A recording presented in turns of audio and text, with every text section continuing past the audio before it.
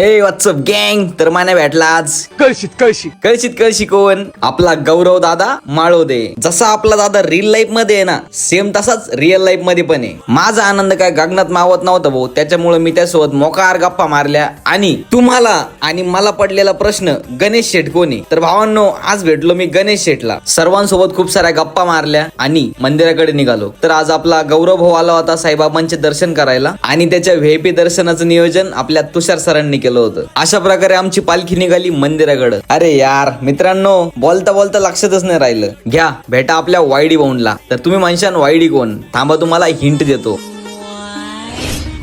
भावा, जी गोष्ट एक्सपेक्ट नव्हती केली ना, ती गोष्ट आज माझ्या समोर आहे. म्हणजे ती व्यक्ती आज माझ्या समोर आहे. वायडी भाऊ सोबत खूप सारं डीप डिस्कशन केलं. त्यानंतर थोडं रॅपचं नॉलेज घेतलं. म्हटलं भाऊ काय विषय नाही, अर्धा लिहून झालाय, बाकी लिहून झाला की तुझ्याकडेच आलो नाही का. बोलता बोलता मंदिरात पोहोचलो आणि दादा लोकांना व्हीआयपी दर्शनासोबत व्हीआयपी आरती सुद्धा भेटली. तर फ्रेम मधले मेन कॅरेक्टर लोक आरतीला गेले. मी, गणेश शेठ आणि त्यांचा मित्र निवांत वेटिंग रूम मध्ये बसलो आणि खूप साऱ्या गप्पा मारल्या. आरती झाल्यानंतर व्हीआयपी सेक्शनला वायडी भाऊ आणि गौरव भाऊचा सत्कार झाला. सर्व कामं आवरल्यानंतर आम्ही निघालो ग्रॅज्युएटच्या आजच्या शिर्डीतील मेन ब्रांचला. शॉपला आल्यानंतर तुषार सरांनी गौरव भाऊचा आणि वायडी भाऊचा सत्कार केला आणि अशा प्रकारे बाईट देऊन सगळ्या गँगनी रजा घेतली. भाऊ खूप घाईमध्ये होता. तर घाईमध्ये असण्याचं कारण असं, आपल्या गौरव भाऊचा कळशी रॅप येऊन राहिला भाऊ. मग गौरव भाऊला बाय बाय केला, त्याची रजा घेतली आणि आता मी तुमची रजा घेतो. Bye bye.